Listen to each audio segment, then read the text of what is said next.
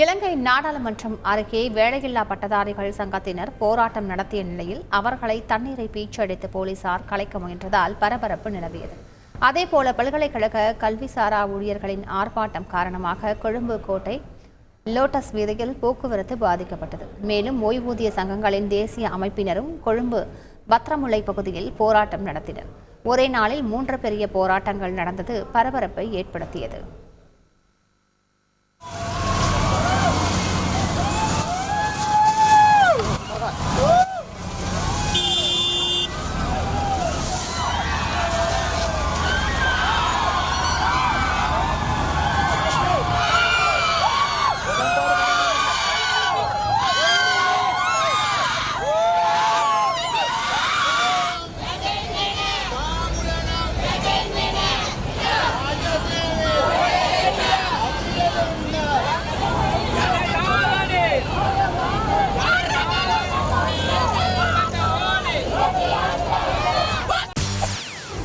செய்திகளை உடனுக்குடன் தெரிந்து கொள்ள உடனே சப்ஸ்கிரைப் பண்ணுங்க.